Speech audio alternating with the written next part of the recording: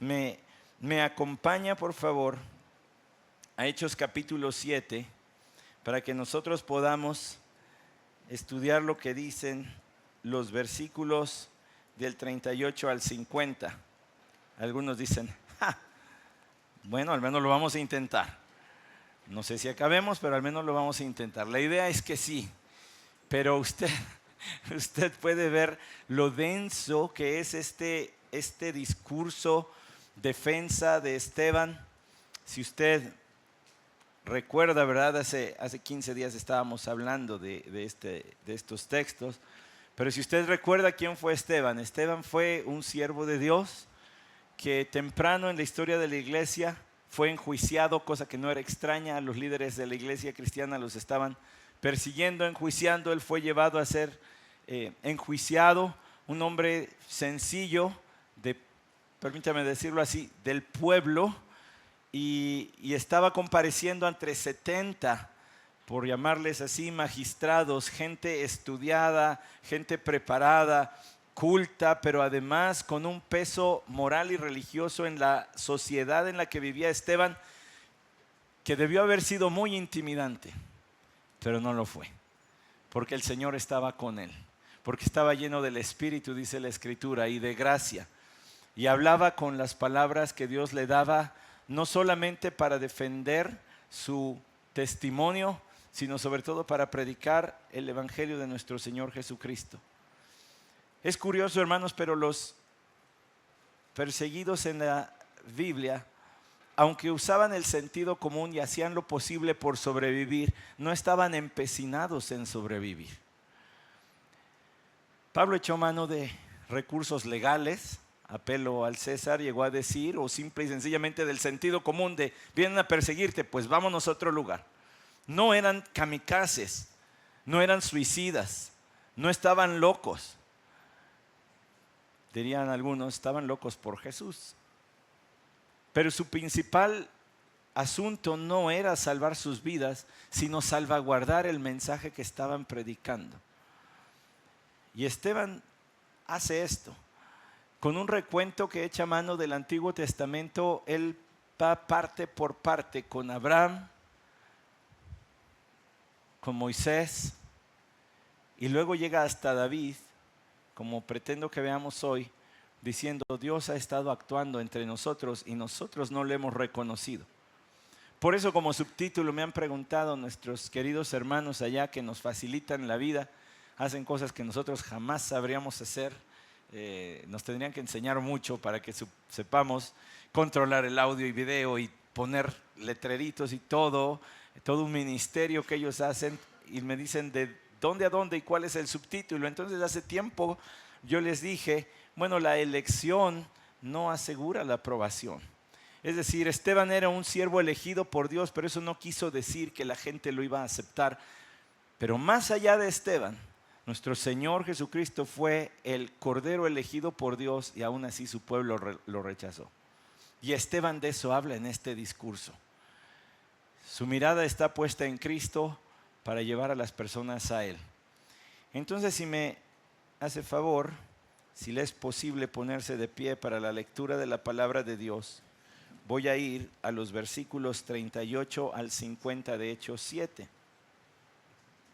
Si usted tiene una Biblia además, si tiene ahí a lo mejor alguien que no tenga una Biblia cerca, pues compártale, ¿verdad? Yo sé que también uno puede sacar el celular, pero si tiene alguien, bueno, pues por cortesía compártale para que pueda seguir. Hechos 7 del 38 al 50, dice así: Este es el que estaba en la congregación en el desierto junto con el ángel que le hablaba en el monte Sinaí y con nuestros padres, y el que recibió palabras de vida para transmitirlas a vosotros, al cual nuestros padres no quisieron obedecer, sino que lo repudiaron, y en sus corazones regresaron a Egipto, diciendo a Aarón: haznos dioses que vayan delante de nosotros, porque a este Moisés que nos sacó de la tierra de Egipto, no sabemos lo que le haya pasado. En aquellos días hicieron un becerro y ofrecieron sacrificio al ídolo, y se regocijaban en las obras de sus manos. Pero Dios se apartó de ellos y los entregó para que sirvieran al ejército del cielo, como está escrito en el libro de los profetas: ¿Acaso fue a mí a quien ofrecisteis víctimas y sacrificios en el desierto por 40 años, casa de Israel? También llevasteis el tabernáculo de Moloc y la estrella del dios Renfán, las imágenes que hiciste para adorarlas. Yo también os deportaré más allá de Babilonia. Nuestros padres tuvieron el tabernáculo del testimonio en el desierto, tal como lo había ordenado que lo hiciera aquel que habló con Moisés, conforme al modelo que había visto. A su vez, habiéndolo recibido, nuestros padres lo introdujeron con Josué al tomar posesión de las naciones que Dios arrojó delante de nuestros padres hasta los días de David. Y David halló gracia delante de Dios y pidió el favor de hallar una morada para el Dios de Jacob, pero fue Salomón quien le edificó una casa. Sin embargo, el Altísimo no habita en casas hechas por manos de hombres, como dice el profeta: el cielo es mi trono y la tierra el estrado de mis pies. ¿Qué casa me edificaréis, dice el Señor? ¿O cuál es el lugar de mi reposo? ¿No fue mi mano la que hizo todas estas cosas? Vamos a orar. Señor, te rogamos que nos ayudes y nos dirijas. También nosotros, Señor, sentimos aquello que le fue ordenado a Moisés: quita el calzado de tus pies. Nosotros también, al abrir tu palabra, sabemos que estamos en Tierra Santa. Estas son tus palabras, son los dichos de tu boca, son tu voz en tinta y papel, y por eso merecen absoluta consideración meticulosa para entender, aprehenderlas y practicarlas. Necesitamos de tu Santo Espíritu. Yo no lo puedo hacer, nadie aquí lo puede hacer. Transformar el alma por medio de la palabra es algo que haces tú. Por eso rogamos que lo hagas tú.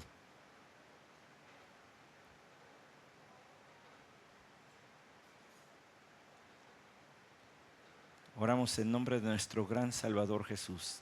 Amén. Tome su lugar, por favor.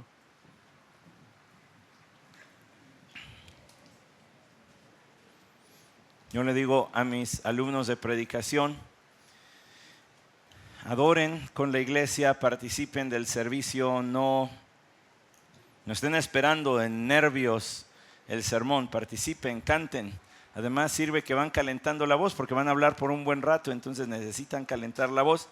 Pero a veces resulta contraproducente, creo yo, como es hoy mi caso, ¿verdad? Entonces, pues, estuve cantando y creo que tengo de aquel chorro de voz un chisguete nada más, pero no le hace. Espero que sea suficiente. Con que me aguante 44 minutos me da suficiente.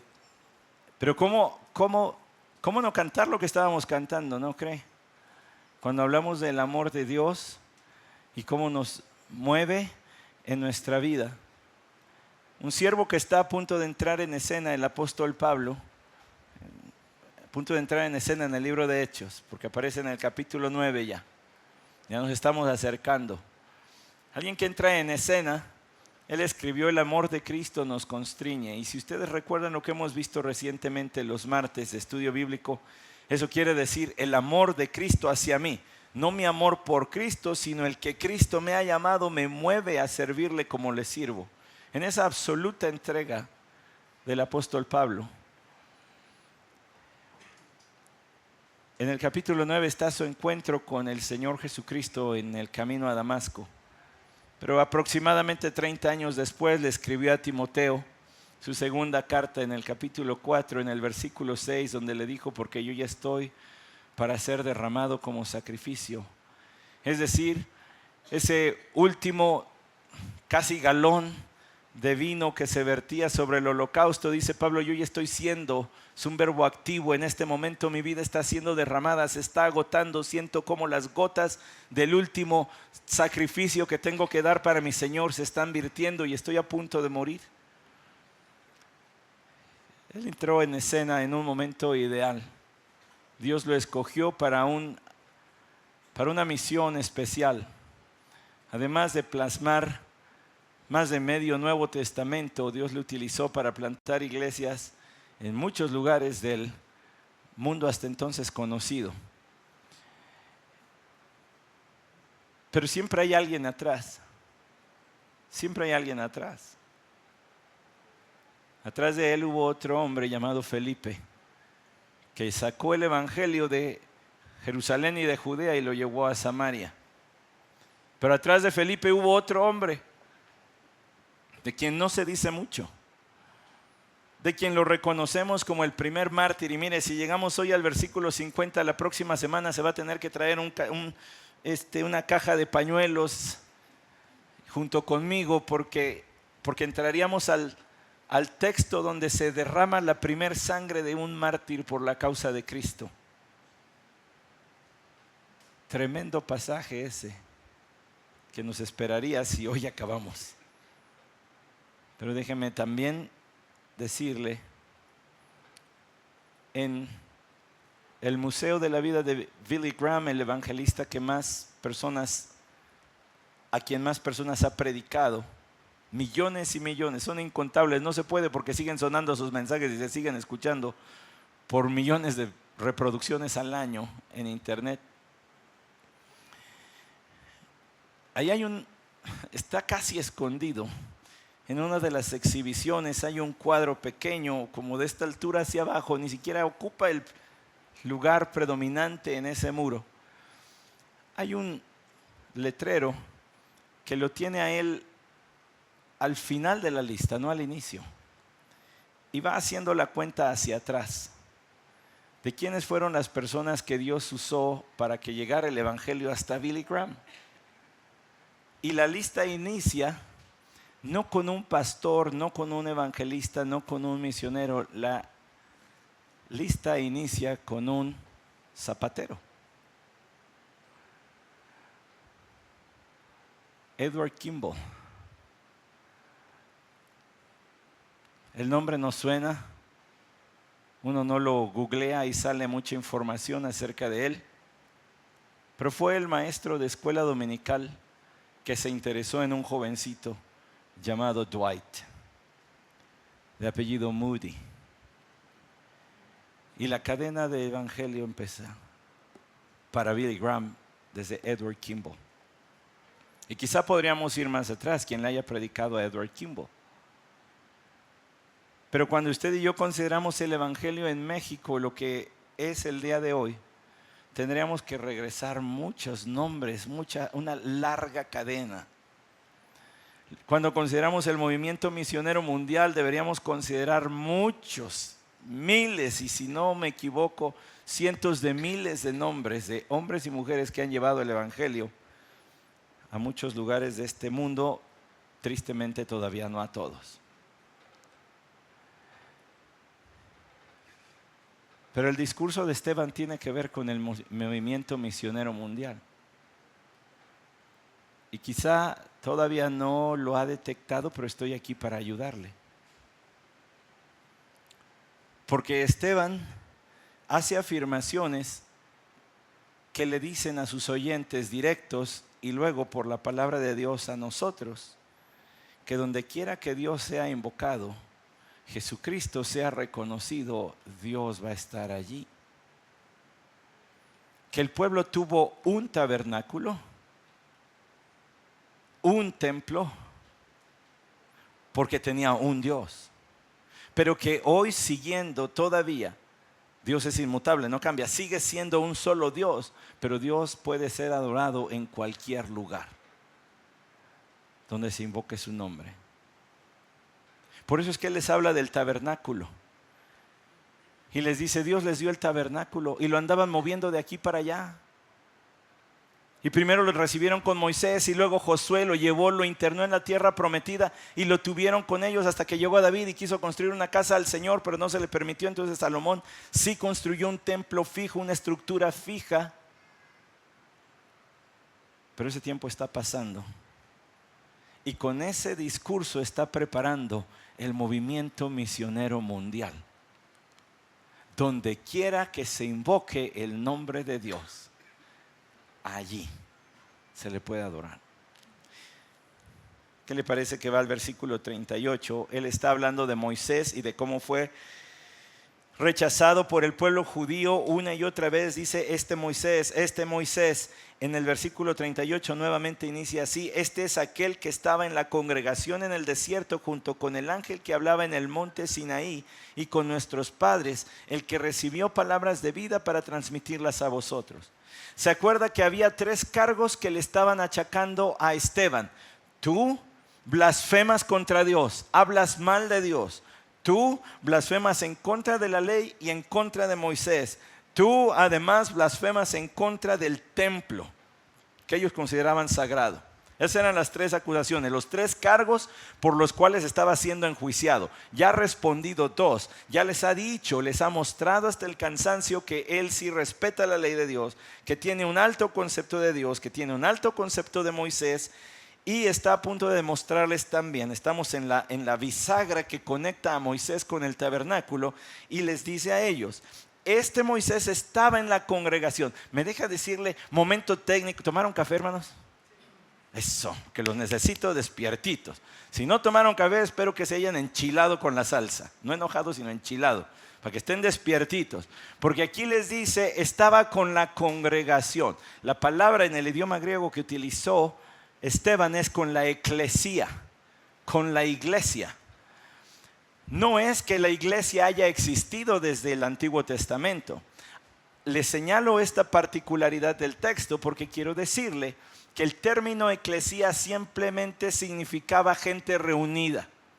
Hoy ya tiene una connotación religiosa, y luego más adelante en el Nuevo Testamento por supuesto que la tiene, pero en los albores del movimiento cristiano ellos utilizaban la palabra como lo usa todo el mundo: somos los que se han reunido, los que nos llamaron para reunirnos.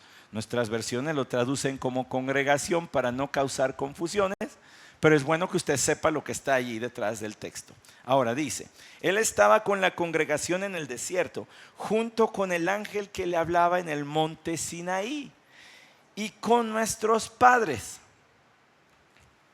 No, usted allí podría decir, no, pastor, usted nos llevó a través del libro del Éxodo y nos mostró los textos que dicen que Moisés no se reunió con un ángel, se reunió directamente con Dios. Bueno, sí, así es. Pero esto demuestra que Esteban hablaba lleno del Espíritu de Dios, lleno del poder de Dios, con una sabiduría dada por Dios, porque él está hablándoles en los términos que ellos entendían. Usted y yo sabemos, y Esteban también sabe, y ellos también sabían, que Dios había hablado directamente con Moisés. Sin embargo, permítame insertar algo aquí, un dato que usted puede checar por sí mismo si quiere, y haría bien. La Mistraj, una de las tradiciones rabínicas, especifica que la ley fue dada a Moisés por medio de ángeles, y que fueron ángeles los que le dieron la ley. Bueno, uno podría de inmediato batear el argumento y decir, no, espérate. Pero no son tontitos. Hay 2 razones por las que ellos lo dicen o lo decían. Primero, usted tiene que ver lo que dice ahí en el versículo 53 de este capítulo. Vosotros que recibiste la ley por disposición de ángeles y sin embargo no la guardasteis. De algún modo Dios utilizó el intermedio de ángeles. ¿Cómo? No lo sé. Dios habló, ¿y qué papel jugaron los ángeles entre Dios y Moisés? ¿Quién sabe? Pero algo hubo. Sin embargo, para ellos, para el Sanedrín, acuérdese que a ellos les importaban las tradiciones. Entonces, les está hablando conforme a la tradición oral que tenían los rabinos. Es sabiduría, hermanos, porque Él les está insertando las verdades en la forma en que ellos las tienen. La sabiduría de Dios. Hay otro texto que nos ayuda a apuntalar este asunto, está en Deuteronomio capítulo 33. Hace rato hablaba con una hermana nuestra diciéndole que qué bueno que está leyendo Deuteronomio porque es la clave interpretativa del Antiguo Testamento. Usted entiende cómo les fue, porque les fue bien o mal en el Antiguo Testamento basado en Deuteronomio. si obedecían o no obedecían la ley. Deuteronomio 33:2 dijo, el Señor vino del Sinaí y les esclareció desde Seir, resplandeció desde el monte Parán y vino de en medio de 10 millares de santos. A su diestra había fulgor centellante para ellos. O sea que no eran uno o dos, millares de santos. Una forma, otro detallito técnico, para que se mantengan aquí, para que no se me duerma, porque hace calor. Una forma veterotestamentaria de hablar de los ángeles es santo. Santo. Y entonces había allí millares de santos. ¿Qué función cumplían? Le repito que no lo sé, pero algo cumplían. Entonces Esteban, aunque Dios habló directamente con Moisés. Esteban está echando mano de lo que ellos entienden mejor y de lo que tanto defienden, que son sus tradiciones, y les dice, pues estaba allí con el ángel. Ahora, esto es importante, hermanos, porque cuando usted va al libro de Apocalipsis, también encuentra que Dios envió su mensaje a través de Jesucristo a un ángel, a Juan, a todos los creyentes. Bueno, ahí hay un paralelo también para degustar con más tiempecito, ¿verdad? Que le demos estudio bíblico. Dice el versículo 38 en su segunda parte, el ángel que hablaba en el monte Sinaí y con nuestros padres y que recibió palabras de vida para transmitírnoslas a nosotros. Quiero que vea por favor que aquí dice en el versículo 38, nuestros padres, lo mismo en el 39, al cual nuestros padres. Luego si se adelanta también va a encontrar nuestros padres en el versículo 44. En el versículo 45, 2 veces, nuestros padres al inicio, nuestros padres al final. Una y otra vez les dice, son nuestros ancestros. Pero en el versículo 52, cuando ya los está acusando y los está señalando, dice, vuestros padres. ¿Por qué cambia su estrategia a Esteban? Simplemente para decir, yo no estoy siguiendo el ejemplo de ellos. Reconozco que son mis ancestros, pero yo no me comporto como ellos, ustedes sí, son sus padres. De regreso al 38 dice, recibió palabras de vida para transmitirlas a vosotros. ¿Se acuerda lo que dijo Moisés precisamente en el libro de Deuteronomio? Hoy pongo delante de ti la vida y la muerte. Son palabras de vida. ¿Se acuerda que en Juan capítulo 6, después que el Señor rechaza el que lo quieran nombrar rey, mucha gente se va y les dice a sus discípulos, ¿ustedes también se quieren ir? Y Pedro le dice, ¿a quién iremos si solamente tú tienes palabras de vida eterna? Queriendo o no queriendo, Pedro equiparó las palabras de Jesús a las palabras del Antiguo Testamento que dice Esteban. Son palabras de vida. Las palabras de Jesús son tan autoridad como el Antiguo Testamento. Son palabras de vida. Ahora síganme, no los buenos porque eso solo hay uno, pero síganme todos ahí en el versículo 39. Al cual nuestros padres no quisieron obedecer, sino que repudiaron y en sus corazones regresaron a Egipto. Hablando de Moisés dice 3 cosas. Hay una lista allí. No quisieron obedecer, repudiaron y en sus corazones regresaron a Egipto. No lo quisieron obedecer. ¿Sabe cuánto tiempo pasó desde que Dios hizo pacto con el pueblo hasta que se rebelaron por primera vez? Ni 40 días. Les dio el pacto en el capítulo 20 de Éxodo. Y Moisés se va al monte con 70 ancianos de Israel y ahí comen y beben delante del Señor. Y luego Moisés va más adelante a recibir la ley y regresan 40 días después y ya tenían hecho un becerro de oro. Así que no les duró el gusto. Un compromiso tan frágil. Es ridículo. Mire, más se parece al ejemplo de que me contaba un amigo, ¿verdad? Me decía, La despensa no se saca meses sin intereses. La vas a seguir pagando cuando ya te la consumiste toda. A estos les hubiera durado más sacar algo a meses sin intereses. Ni mes y medio llegaron. Un compromiso frágil, intermitente. No quisieron obedecer. Ahora, recuerde, la obediencia al siervo de Dios era equiparable a la obediencia a Dios. Por eso es que está diciendo, no obedecieron a Moisés. Pero en realidad el problema no estaba nada más en desobedecer las palabras de Moisés, estaba en desobedecer a Dios. Interesante que también les dice, además le repudiaron. Una palabra fuerte, ¿no lo cree? ¿Por qué los traductores bíblicos que nos han hecho esta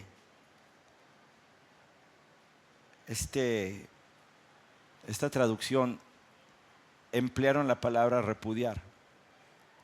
Si usted estudia el idioma en el que fue escrito este versículo, se va a dar cuenta que es un desprecio, como desdeñando, lanzando, como quien tira una basura y dice, ay, esto ya no sirve. Yo sé que en nuestra ciudad no hacemos eso, ¿verdad? Y si usted lo hace, pues es culpable de que se tapen las alcantarillas. Pero si usted anda en el campo y se pela su naranjita, pues no está mal si la tira a los pies de un árbol la cascarita, porque este le va a ayudar al arbolito. Pero lo desdeña, lo lanza como basura. A Moisés lo desdeñaron como basura. ¿Cuántas rebeliones hubo? ¿Cuántos reclamos hubo? ¿Cuántas veces se decía, ¿y tú qué? ¿A ti quién te mandó para empezar? ¿Quién te mandó? Y una vez que ya estaba establecido como líder, ¿cuántas veces lo despreciaron? Y no solamente eso, y en sus corazones regresaron a Egipto. Pues mi cuerpo está aquí, pero si yo pudiera viviría allá, en la tierra de la esclavitud. Vaya al Salmo 78, por favor. Y quiero que ponga atención de manera especial en la lectura de los versículos 7 y 8. Voy a leer del 1 al 8. Escucha, pueblo mío, mi enseñanza, inclinad vuestro oído a las palabras de mi boca, en parábolas abriré mi boca, hablaré enigmas de la antigüedad que hemos oído y conocido y que nuestros padres nos han contado. No lo ocultaremos a sus hijos, sino que contaremos a la generación venidera las alabanzas del Señor, su poder y las maravillas que hizo. Porque Él estableció un testimonio en Jacob y puso una ley en Israel, la cual ordenó a nuestros padres que enseñaran a sus hijos, para que la generación venidera lo supiera, aun los hijos que habían de nacer. Y estos se levantaran y lo contaran a sus hijos, para que ellos pusieran su confianza en Dios y no se olvidaran de las obras de Dios, sino que guardaran sus mandamientos y no fueran como sus padres, una generación porfiada y rebelde, generación que no preparó su corazón y cuyo espíritu no fue fiel a Dios. El Salmo 78 es un salmo bellísimo, de esos que hacen un recuento de la historia de Israel con el propósito de dar gloria a Dios por los favores y gracias para su pueblo. Y ahí lo dice específicamente, lo estamos cantando para que la siguiente generación sepa lo que Dios ha hecho. Y ellos a su vez se lo cuenten a la siguiente generación después de ellos, y ellos a su vez a la siguiente generación después de ellos. Y no se olviden, sobre todo, que no sean como sus padres. ¿Qué palabras tan duras, no cree? Sería muy triste que alguien de nosotros nos dijeran, ay, ojalá no salgas como tu papá. Ay, ojalá no seas como tu mamá. Ay, te estaría feo, ¿no? Pues eso se lo ganó a pulso esta generación. Es más, déjeme decirle, tengo aquí mi apunte, porque en otra Biblia yo hice un apunte de este versículo que le quiero compartir. Lo saqué de un diccionario bíblico muy, muy famoso, el Moisés Chávez, que algunos sueñan con él, ¿verdad? Es el que le hacen leer a uno en el seminario, palabra de gracia. Y Moisés Chávez dice acerca de la expresión en el Salmo 78, cuyo espíritu no fue fiel a Dios. Moisés Chávez dice, no tenían una relación digna de confianza con Dios. Este pueblo de Israel no era confiable. No se podía contar con ellos. Una persona no fiable es alguien a quien le encargas algo y no lo hace. Punto. Ya sea desde guardar alguna información especial o el cuidado de algún objeto, ya deje usted de un ser querido, o una tarea le delegas. No es confiable. Este pueblo no era confiable.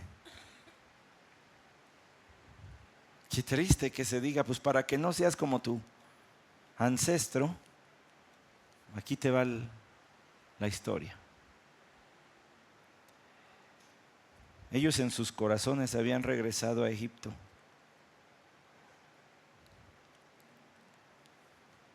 Fíjese cómo habían regresado a Egipto, lo dice el versículo 40. Diciendo a Aarón, haznos dioses que vayan delante de nosotros, porque a este Moisés, se nota el lenguaje, desdeñando a este Moisés que nos sacó de la tierra de Egipto, no sabemos lo que le haya pasado. Ellos regresaron en su corazón a Egipto por medio de la idolatría. Ellos regresaron a Egipto cuando decidieron que hubiese sido mejor seguir estando en una tierra donde no había temor de Dios, sino que se adoraba a ídolos que no son más que ídolos. Y en el discurso de Esteban tiene un énfasis especial en eso, puesto que dice, haznos, ¿qué? Dioses. Pero luego en el siguiente versículo dice Esteban, ofrecieron sacrificio al ídolo. Porque no se puede crear un Dios. Si tú creaste un Dios, entonces tú eres el Dios, no eso que hiciste. Porque tú tienes más poder que eso que hiciste. Es absurdo que talles una figura y le digas, tú eres mi Dios, porque tú la hiciste o alguien más la hizo. Pero si es Dios, no puede ser hecho por nada ni por nadie. Es más, si es Dios, la materia no lo puede representar. Por eso Dios prohibió que se hicieran imágenes. Porque si fuese representable con la materia, la naturaleza sería Dios, no Dios. Lo más que aspiraron fue a hacerse ídolos. Alguna figurilla, en este caso un becerro, pero yo estoy hablando en general. ¿Te acuerdas cuando fuimos a comprar cuerdas para una guitarra que estábamos ensayando para el domingo? Éramos el grupo de alabanza, el pastor Isaac y yo, cuando esto empezó, hermanos. Así que imagínense cómo estaba la cosa, ¿no? Ahorita suena muy bonito, en aquel tiempo también por él, pero no por mí. Fuimos a comprarle cuerdas a una guitarra y llegamos allí cerquita de casa de mis suegros, allí en el centro. Y estaba el dependiente de la tienda de música, estaba con plastilina epóxica haciendo una, entre comillas, santa muerte. Y tenía otras allí. Y pues ya nos conoce este varón y yo. Luego le empezamos a hacer, pues aquí somos. ¿Y tú le ruegas? Pues sí. ¿Hasta dónde llega el pecado? Que aquello que hiciste con tus manos ahora lo pones en un pedestalito, en una repisa, en una ventana o donde tú quieras y le oras. Porque el hombre no puede aspirar a crear a Dios, solamente se va a hacer ídolos que no sirven para nada.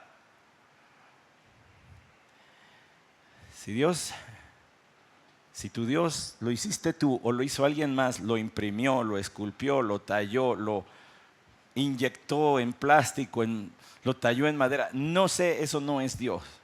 Dios no puede ser creado porque es Dios. Y la materia no le puede representar porque Él es Dios. Y el mundo no lo puede contener porque Él es Dios.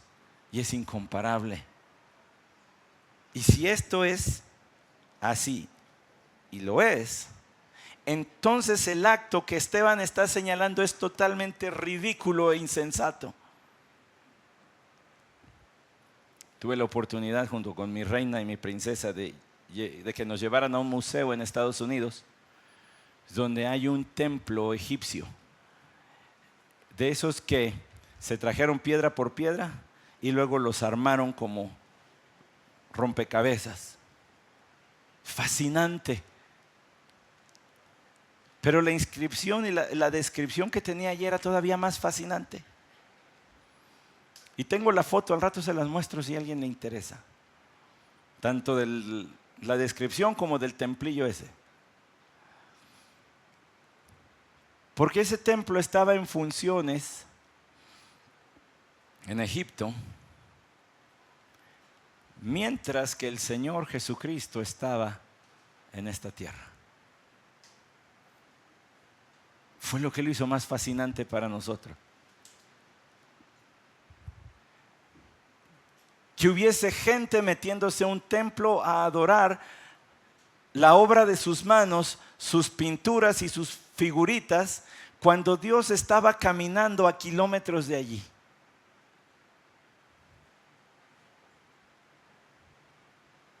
Se fija la ironía, se fija la tragedia. Traslade eso a Esteban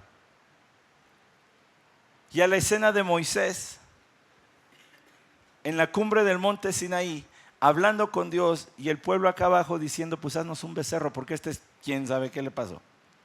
Pero si Dios está tronando allí, el monte Sinaí está lleno de ángeles. 70 testigos hay que subieron con Moisés y que comieron y bebieron delante del Señor, y ustedes se hacen un ídolo. ¿Hasta dónde llega la cerrazón del corazón humano para negar lo que es evidente? Dios estaba allí y ellos no lo veían. ¿Sabe hasta dónde llega? Hasta decir que este mundo surgió de una explosión y que los hombres venimos de un caldo de cultivo de bacterias y de muchas cosas que luego se fueron juntando y dieron origen a otro ser, y luego ese otro ser evolucionó y ese otro ser evolucionó y hoy somos lo que somos. Pues llevamos aquí 6,000 años y no hemos evolucionado nada. Ya era para que algo hubiera cambiado.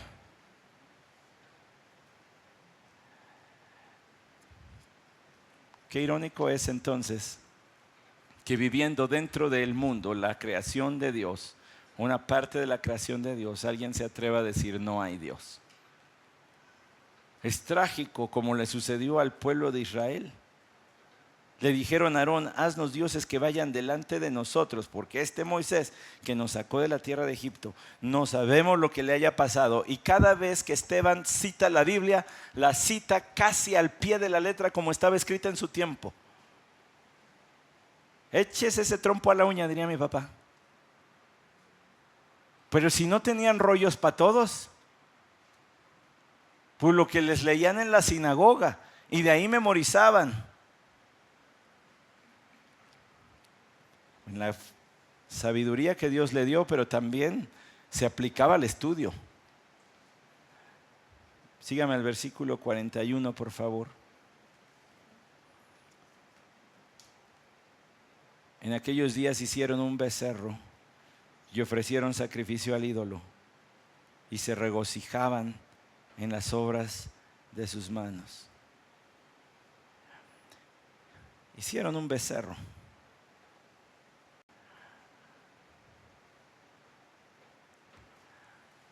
Este animal debió haber sido escogido por el pueblo de Israel, como lo explicamos en su momento, como una influencia egipcia sobre los judíos, donde además le ofrecieron sacrificios. Piensa en esto, le ofrecieron sacrificios. A ver, espérese, ni siquiera el sistema de sacrificios levíticos, o sea, con el uso de los levitas, estaba establecido. ¿De dónde sacan estas ideas? Pues las sacan de Egipto. Por ahí dicen, puedes salir del barrio, pero el barrio no sale de ti. Ellos salieron de Egipto, pero Egipto no salió de ellos. Es más, se querían regresar. y se regocijaban. Momento técnico para que me siga aquí. Momento técnico, manitas de luchador para que me siga aquí. Se regocijaban es un tiempo verbal que indica que era una celebración larga, que por días, por mucho tiempo se estuvieron regocijando. Y ya sabe el tipo de regocijo, que Josué decía, el pueblo está en guerra, y Moisés le dijo, no, mijo, no están en guerra, están haciendo fiestas sexuales. La adoración de estos ídolos también conllevaba, y por supuesto que conlleva, una decadencia moral. Siempre la idolatría va a parar en decadencia moral, porque una vez que has quitado de encima de ti la autoridad de Dios, no hay quien restrinja tus impulsos. Te sientes libre de hacer lo que quieras. No lo eres, pero tú te sientes libre de hacer lo que quieras. Claro, si has desechado la autoridad de Dios, pues entonces, ¿cuál es el freno? La autoridad civil. Si hasta lo impulsan en nuestros días. Hasta hay un mes que impulsa la decadencia moral. Y hay banderitas en muchos lugares. ¿No? No nos pervirtieron los Juegos Olímpicos, tan bonito que era ver las ceremonias y todo, y salen con sus porquerías. Pues si quitas a Dios, entonces no hay freno. Pero Dios no puede ser quitado de donde está. Fíjese qué expresión esta.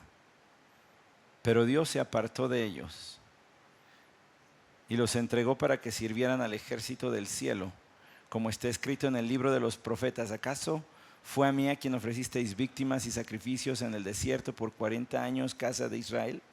También llevasteis el tabernáculo de Moloc y la estrella del dios Renfán, las imágenes que os hiciste para adorarlas. Yo también os deportaré más allá de Babilonia. Hay una correspondencia que Dios señala aquí. Ustedes me hicieron a un lado, ahora yo los hago a un lado. Aquí cuando menciona, ¿verdad? Dios se apartó de ellos, pero luego Dios dice, yo también los voy a separar. Da a entender que ellos lo hicieron a un lado y ahora Dios los haría a un lado. Hay una correspondencia directa. Lo que ustedes me hacen, yo les voy a hacer. Dios se apartó. ¿En qué sentido se apartó? Empecemos desde lo más grande. Dios es omnipresente. A donde quiera que tú vayas, allá está Dios. Entonces, en ese sentido no puede ser que Dios haya clausurado su presencia en algún punto geográfico. Que Dios se haya apartado absolutamente de su relación con ellos, no, porque lo vemos actuando en toda la historia del pueblo de Israel. Pero sí que muchas veces los dejó seguir sus designios, los disciplinó. Su relación con Dios se enfrió hasta el punto en que tuvo que castigarlos con la deportación a Babilonia. Pero todavía no llego a ese versículo 43. En el 42 dice, para que sirvieran al ejército del cielo. Y luego cita del libro de los profetas. Note por favor que dice el libro en singular.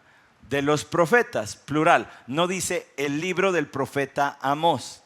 ¿Por qué razón? Porque para los judíos la colección de los 12 profetas menores es un solo libro.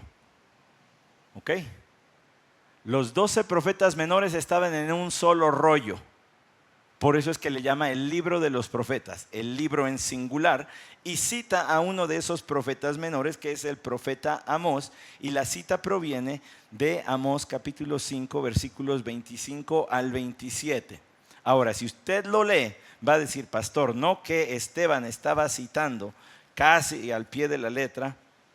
Bueno, sí, pero ahorita les voy a tener que explicar algo acerca de Amós capítulo 5, donde dice así, si ya llegó allí, sígame en la lectura. Dice, ¿acaso me ofrecisteis sacrificios y ofrendas de cereal por 40 años en el desierto, oh casa de Israel? Esa es la cita de Esteban, el 5:25. Pero voy a continuar. Más bien llevasteis a Sicut vuestro rey y a Quillún vuestros ídolos, la estrella de vuestros dioses que hiciste para vosotros. Yo os haré pues deportar más allá de Damasco, dice el Señor, cuyo nombre es Dios de los ejércitos. Esteban en esta sí modifica un poquito, pero sin alterar el significado, solamente algunas palabras para dar a entender los pecados que habían cometido los judíos. Y ahorita se va a sorprender. La pregunta es retórica, es decir, de esas que arrojan una respuesta inmediata. ¿Acaso ofrecisteis sacrificios en el desierto por 40 años, casa de Israel? Sí ofrecieron. Pero la pregunta demanda una respuesta negativa aquí. No, porque ustedes llevaron el tabernáculo de Moloc y la estrella del dios Renfán. Es decir, su adoración fue imperfecta. Ustedes decían adorarme a mí, pero mientras se daban sus permisitos de tener sus otros dioses. Casi que por si falla tenemos respaldo.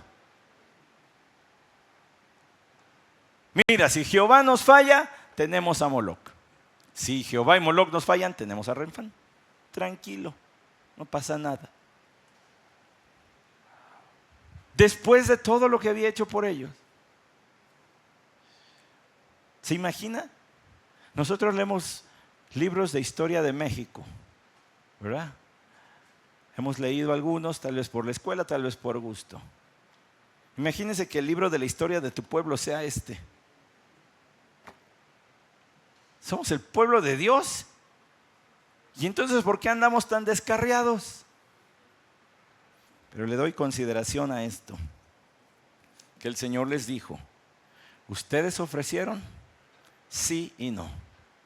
Su adoración fue imperfecta y fue intermitente. Nunca tuvieron un corazón totalmente rendido a mí.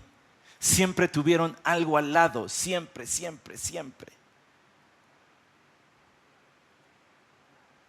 Qué frustrante. Nunca poder rendir todo a Dios.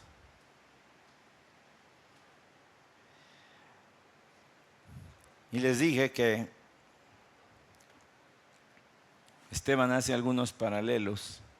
En el 43 dice, llevasteis el tabernáculo de Moloc. En el 44 dice, nuestros padres tuvieron el tabernáculo del testimonio. Llevaban la tienda para la adoración de Dios y llevaban templitos para la adoración de dioses. Y los acusa. En el texto de Amós dice a los ejércitos celestiales, Moloc estaba relacionado con el sol y con Venus. Renfán estaba relacionado con Saturno. Por eso es que Esteban, aunque modifica los nombres, no modifica en esencia de lo que Dios estaba hablando. Ustedes se pusieron a adorar las estrellas, al sol y algunos planetas. ¿No les recuerda Romanos 1? Cambiaron al Creador por la creación.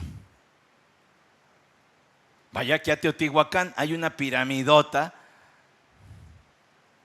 para el sol y otra para la luna.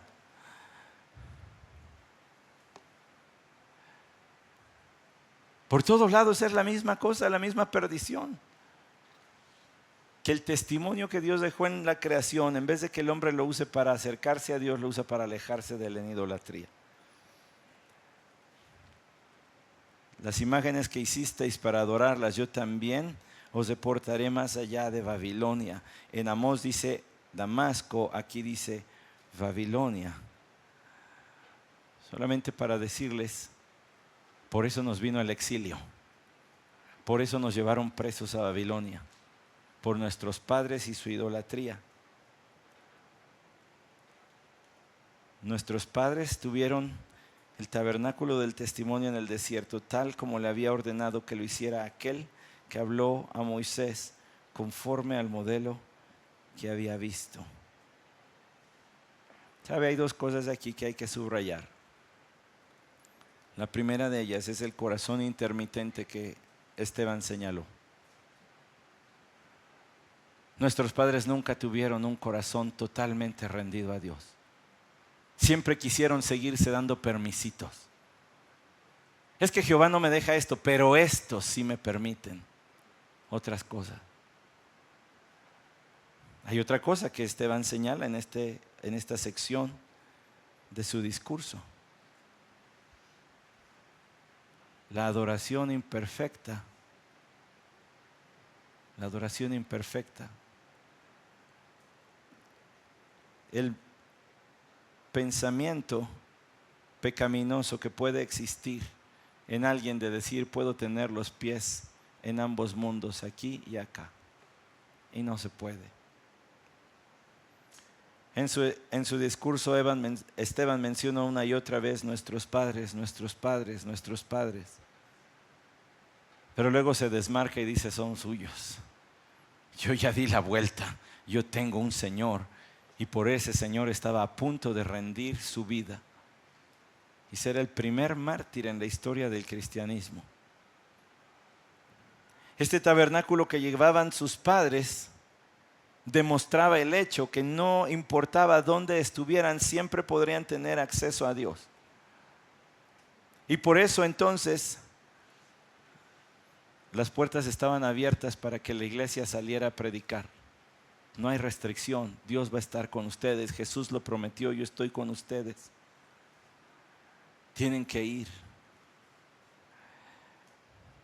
La falta de devoción pura a Dios puede marcar tu vida y mi vida. Una relación con Dios no digna de confianza. De Abraham el Señor decía, ocultaré mis planes a Abraham sabiendo que Él los va a enseñar y los va a hacer.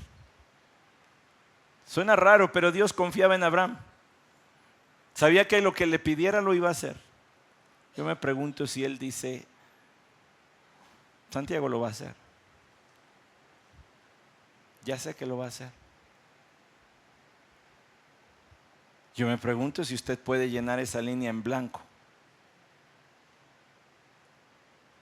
Yo sé que, espacio, lo va a hacer. O si al vernos en el espejo de la Escritura nos notamos con una relación con Dios no digna de confianza, una devoción intermitente y hasta unos ídolos del corazón que cargamos, no los colgamos en el cuello, no traemos la estampita en la cartera, no los traemos colgando en el espejo retrovisor, no están en una repisa en nuestra casa, pero están en el corazón. Donde decimos, sí, sí puedo. No puedes, no se puede. Esteban está a punto de confrontar a sus oyentes, pero yo creo que a nosotros nos confronta la palabra del Señor, a usted y a mí. Y con esto no quiero decir, hermano, hombre, estamos todos aquí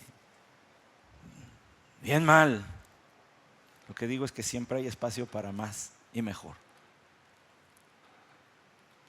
Que a lo mejor usted está vigoroso en el espíritu, creciendo y sirviendo al Señor, pero hay espacio para más. Cuando ya pensaba que te había rendido todo, Señor, me doy cuenta que no. Hay muchos ídolos de muchas clases. La Biblia nos dice de ellos. Los ídolos del corazón son más peligrosos que las figuritas. Porque estos se meten silenciosos y se van erigiendo en el corazón como cosas que pienso que necesito tener forzosamente o no puedo ser feliz. Que si tan solo las tuviera no necesitaría ya de otra cosa. Y poco a poco van usurpando el lugar de Dios en nuestra mente. Yo puedo confiar en esto.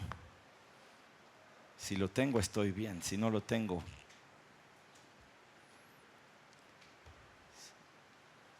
Hay un espejote delante de nosotros cada que se abre la palabra de Dios. Usted no lo ve, pero está aquí, donde usted y yo nos tenemos que ver.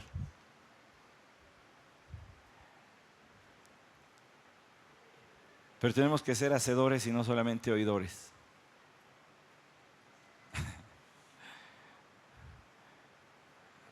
Hay acciones que se tienen que tomar. Hay ídolos que se tienen que derribar. Hay consagración que se tiene que decir en oración y pedir la ayuda de Dios para cumplir mis votos a Jehová. Señor, soy tuyo. No quiero ir para Egipto, no quiero ir atrás. Vamos a orar. Señor, gracias por tu palabra, que es un gran espejo.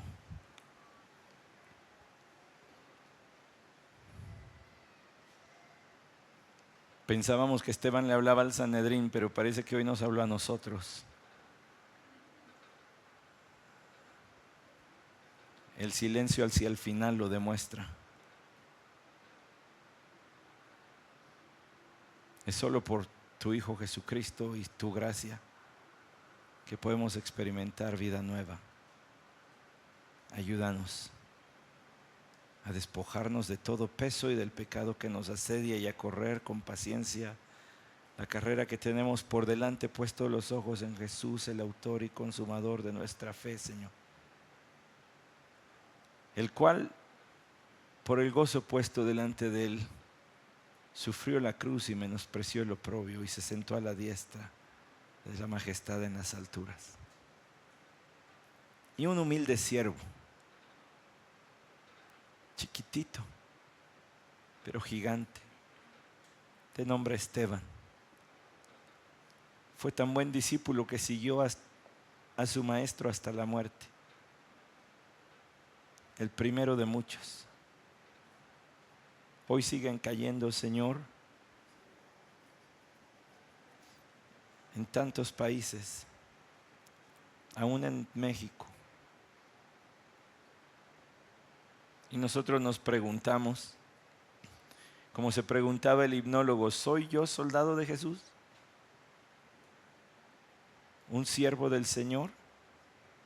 ¿Me va a dar miedo llevar mi cruz y sufrir por su amor? Pero antes de pensar, Señor, en el sacrificio máximo, el sacrificio último de rendir la vida, primero hay que rendir el corazón completamente.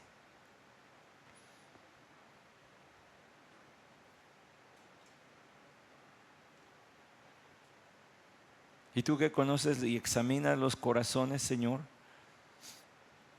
¿sabes quién está con un corazón dividido? No se grita a los cuatro vientos, no se publica en Facebook.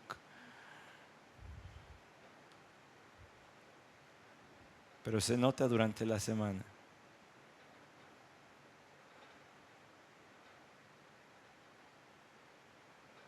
Trae convicción de pecado. Trae avivamiento, Señor.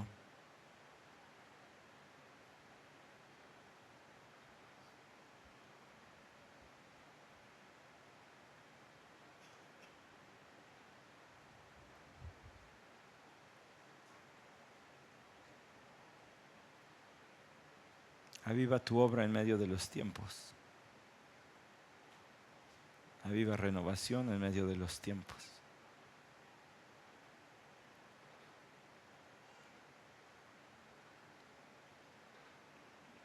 Amén.